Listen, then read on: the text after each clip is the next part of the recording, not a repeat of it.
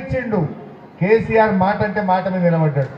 కాంగ్రెస్ వాళ్ళు ఇచ్చిన ప్రతి మాట తుంగల దొక్కిండ్రు, మోసం చేసిండ్రు. కాంగ్రెస్ వాళ్ళు 4 నెలల కాంగ్రెస్ పాలనలో రైతులను రాచి రంపాన పెట్టిండ్రు.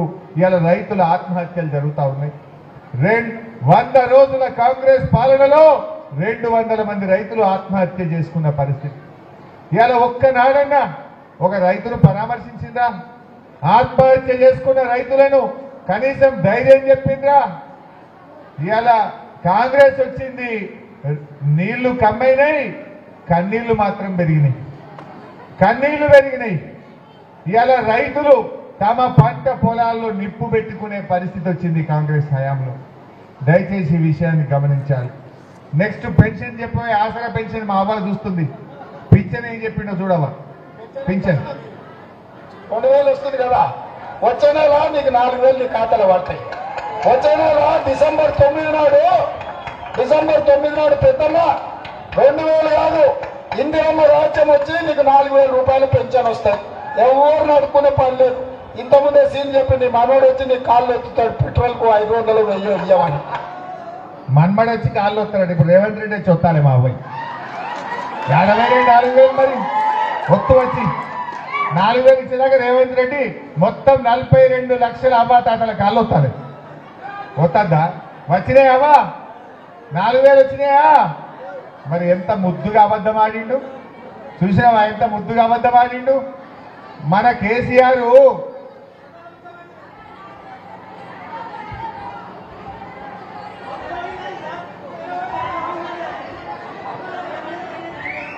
చూసావా? అయితే పాపం మన కేసీఆర్ ఏమో 200 ఉన్న పెన్షన్ను 2000 చేసిండు. అవ్వా తాతల్ని కడుపులో పెట్టుకొని చూసుకున్నాడు. పాపం మా అవ్వా తాతలు 4000 ఇస్తా అంటే ఆశపడ్డారు. ఆశపడి 4000 వస్తాయేమో అని కాంగ్రెస్ ఓటేస్తే జనవరి నెలలో ఇచ్చే 2000 కూడా ఎగబెట్టింది. మధ్యలో ఒక నెల ఎగ్గొట్టిందా లేదా? కాంగ్రెస్ వచ్చిన 4 నెలల్లో నడిమిట్లో ఒక్క నెల ఇచ్చే 2000 కూడా ఎగ్గొట్టింది. ఎందుకంటే కేవలం అన్నారట, అన్న వస్త్రానికి పోతే ఉన్న వస్త్రం పోయిందట. మీరు 4000 ఇస్తాడని ఆశపడితే ఇంత 2000 ఎగ్గొట్టిండు జనవరిలో. మరి ఈ కాంగ్రెస్ కు బుద్ధి చెప్పద్దా? మన కేసీఆర్ ఉండగా 200 ఉంటే 1000 అంటే 1000 చేసిండు.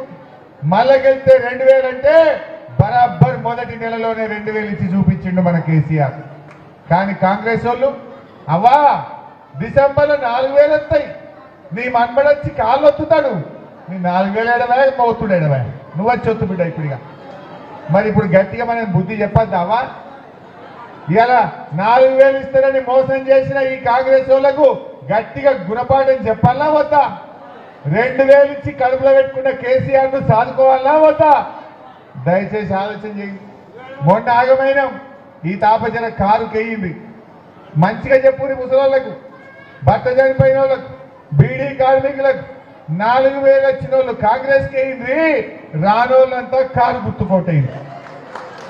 చెప్పాలా వద్దా? కార్యకర్తలు ఇంటింటికి పోవాలి, మంచిగా సంజాయించాలి. మా అవ్వలు మా అక్క చెల్లెళ్ళు జర ఈ తాప జర ఊళ్ళో మంచిగా చెప్పుర్రి. మరి ఈ కాంగ్రెస్ వాళ్ళకి గట్టిగా చెప్పాలి. ఇంకొక మాట అంట, మొన్న అసెంబ్లీ అయింది, నేను గట్టిగానే మాట్లాడినా, కొట్లాడిన అసెంబ్లీలో. రేపు నేను మళ్ళీ కొట్లాడాలి. రేవంత్ రెడ్డి నేను అసెంబ్లీలో మైక్ తీసుకొని, ఏమయ్యా బిడ్డ నువ్వు 4000 ఇస్తాను మా అవతాతల్ని మోసం చేసినావు, అందుకే నిన్ను ఎంపీ ఎన్నికల్లో ఓడగొట్టిండ్రు బిడ్డ. ఇప్పటికన్నా 4000 అని బల్ల గుద్ది నేను అసెంబ్లీలో కాంగ్రెస్ వాళ్ళ నిలదీయాలన్నా వద్దా? నేను నిలదీయాలంటే మీరు నాకు బలం ఇయ్యాలి, మీరు బలం ఇయ్యాలి. రేపోతే ఏమంటాడు రేవంత్ రెడ్డి, ఏమయ్యా హరీష్ రావు బాగా మాట్లాడుతున్నావు, నేను 2 లక్షల పెన్షన్ ఎగబెట్టినా, వడ్లకు 500 బోనస్ ఇయ్యకపోయినా, రుణమాఫీ చేయకపోయినా, ముసలోళ్లకు 4000 ఇయ్యకపోయినా, తులం బంగారం ఎగబెట్టినా, నాకే ఓట్లేసి నువ్వే మాట్లాడతావా కూర్చో అంటాడు. నేను లేచి గట్టిగా మాట్లాడాలనుకో, బిడ్డ నువ్వు తులం బంగారం ఎగబెట్టినావు, అవ్వ తాతలకు 4000 ఎగబెట్టినావు, 2 లక్షల రుణమాఫీ చేయలే, వాట్లకు బోనస్ ఇయ్యలే, ఆడపిల్లలకు స్కూటీ ఇయ్యలే, మా గొల్ల కురుమోళ్లకు గొర్రె ఇయ్యలే, అందుకే నిన్ను ఓడగొట్టిండు రేవంత్ రెడ్డి అని బల్ల గుద్ది నేను మాట్లాడాను. ఇప్పటికన్నా ఇప్పటికన్నా కళ్ళు తెరు అని నేను వాళ్ళ మెడలు వంచాలనా వద్దా? అసెంబ్లీలో కాంగ్రెస్ వాళ్ళ మెడలు వంచాలంటే ఈ పార్లమెంట్ ఎన్నికల్లో కాంగ్రెస్ పార్టీ డిపాజిట్ జప్తు కావాలని చెప్పి నేను కోరుతా ఉన్నా. లేకపోతే ఏమంటాడు, అన్ని ఎగబెట్టిన నాకే వేసిండ్రు అంటాడు. అనడా? మరి ఆయన బుద్ధి చెప్పొద్దా? ప్రశ్నించే గొంతును గెలిపించాలా వద్దా? మేము గట్టిగా ప్రశ్నించాలంటే, మా గొంతు గట్టిగా మాట్లాడాలంటే మీరే మాకు బలం ఇయ్యాలి. దయచేసి బాగా ఆలోచన చేయండి. ఈడ మీటింగ్కి వచ్చిన వాళ్ళు కాదు, ఇంటికి పోయినాక అందరు మంచిగా మాట్లాడుకోవాలి. అదేవిధంగా ఇప్పుడు 4000 పెన్షన్ చూసిండు, అక్క చెల్లెలకు 2500 ఇస్తాను. ఏమన్నాడు?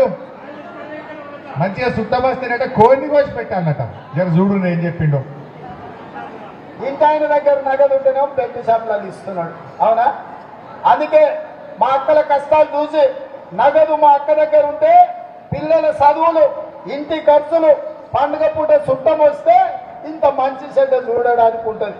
అందుకే ప్రతి నెల 1వ తారీఖు నాడు ప్రభుత్వ ఉద్యోగికి జీతం వచ్చినట్టుగా ప్రతి నెల 1వ తారీఖు నాడు ఆడబిడ్డల ఖాతాలో 2500 రూపాయలు ప్రతి నెల ఆడబిడ్డల ఖాతాలో వేయాలని కాంగ్రెస్ పార్టీ నిర్ణయం తీసుకుంది.